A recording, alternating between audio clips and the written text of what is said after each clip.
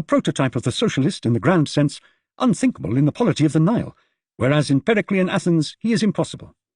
Had Nietzsche regarded his own times with fewer prejudices and less disposition to romantic championship of certain ethical creations, he would have perceived that a specifically Christian morale of compassion, in his sense, does not exist on West European soil. We must not let the words of humane formulae mislead us as to their real significance. Between the morale that one has and the morale that one thinks one has, there is a relation which is very obscure and very unsteady, and it is just here that an incorruptible psychology would be invaluable. Compassion is a dangerous word, and neither Nietzsche himself, for all his maestria, nor anyone else has yet investigated the meaning, conceptual and effective, of the word at different times. The Christian morale of Origen's time was quite different from the Christian morale of St. Francis's.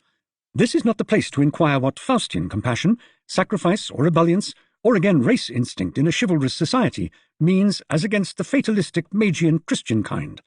How far it is to be conceived as action at a distance and practical dynamic, or, from another angle, as a proud soul's demand upon itself, or again as the utterance of an imperious distance feeling.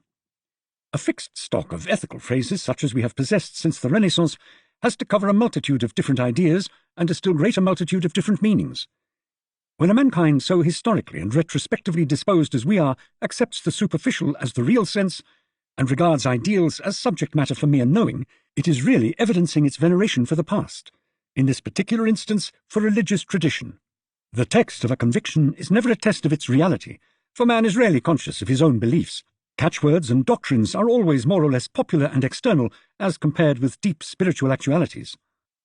Our theoretical reverence for the propositions of the New Testament is in fact of the same order as the theoretical reverence of the Renaissance and of classicism for antique art.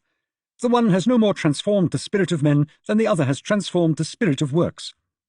The oft-quoted cases of the mendicant orders, the Moravians, and the Salvation Army prove by their very rarity, and even more by the slightness of the effects that they have been able to produce, that they are exceptions in a quite different generality, namely the Faustian Christian morale.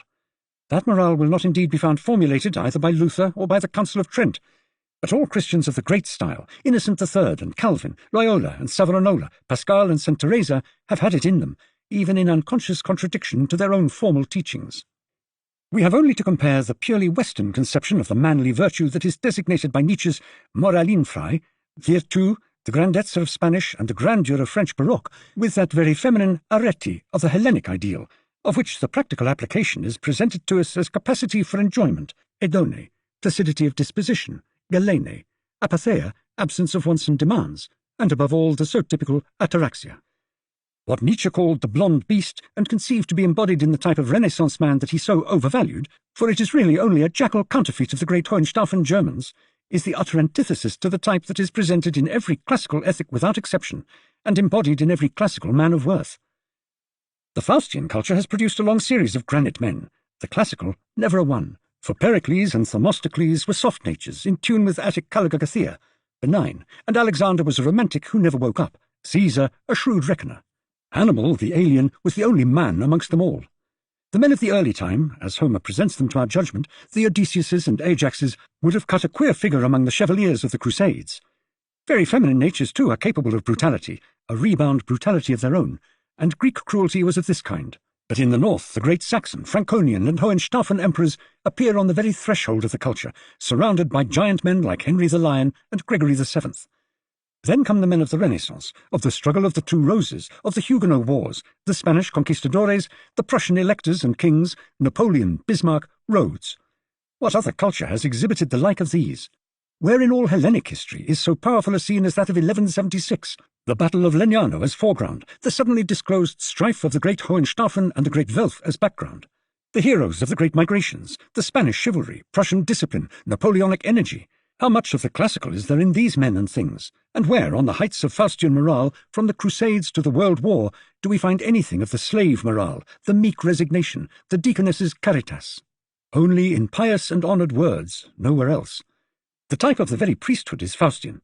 Think of those magnificent bishops of the old German Empire who on horseback led their flocks into the wild battle, or those popes who could force submission on a Henry IV and a Frederick II, of the Teutonic knights in the Ostmark, of Luther's challenge in which the old northern heathendom rose up against old Roman, of the great cardinals, Richelieu, Mazarin, Fleury, who shaped France, That is Faustian morale, and one must be blind indeed if one does not see it efficient in the whole field of West European history.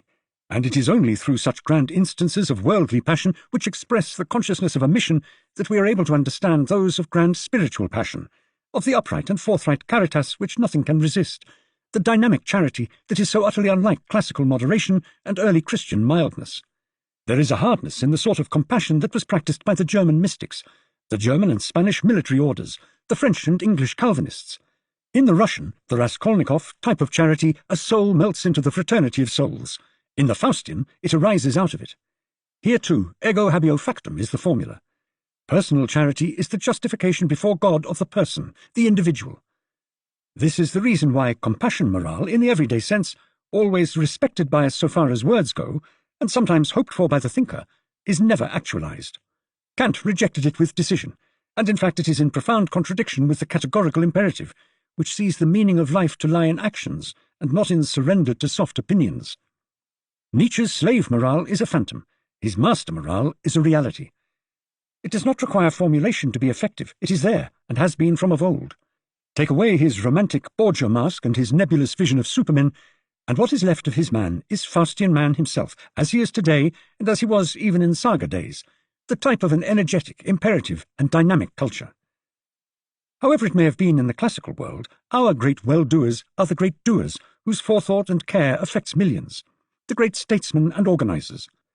A higher sort of men, who thanks to their preponderance of will, knowledge, wealth, and influence, make use of democratic Europe as their aptest and most mobile tool in order to bring into their own hands the destinies of the earth, and as artists to shape man himself.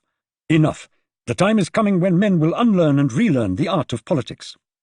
So Nietzsche delivered himself in one of the unpublished drafts that are so much more concrete than the finished works.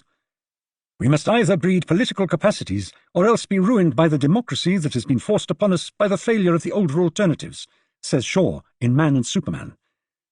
Limited though his philosophic horizon is in general, Shaw has the advantage over Nietzsche of more practical schooling and less ideology, and the figure of the multimillionaire undershaft in Major Barbara translates the Superman ideal into the unromantic language of the modern age, which in truth is its real source for Nietzsche also, though it reached him indirectly through Malthus and Darwin.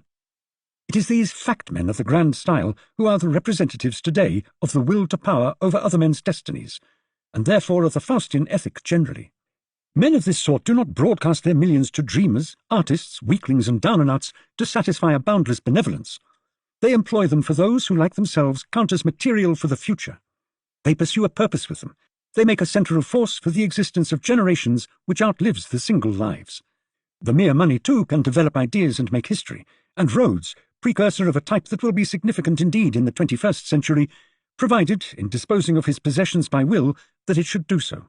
It is a shallow judgment, and one incapable of inwardly understanding history, that cannot distinguish the literary chatter of popular social moralists and humanity apostles from the deep ethical instincts of the West European civilization.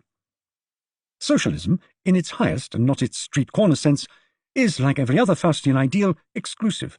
It owes its popularity only to the fact that it is completely misunderstood even by its exponents, who present it as a sum of rights instead of as one of duties, an abolition instead of an intensification of the Kantian imperative, a slackening instead of a tautening of directional energy. The trivial and superficial tendency towards ideals of welfare, freedom, humanity, the doctrine of the greatest happiness of the greatest number, are mere negations of the Faustian ethic, a very different matter from the tendency of Epicureanism towards the ideal of happiness, for the condition of happiness was the actual sum and substance of the classical ethic. Here precisely is an instance of sentiments, to all outward appearance much the same, but meaning in the one case everything, and in the other nothing. From this point of view we might describe the content of the classical ethic as philanthropy, a boon conferred by the individual upon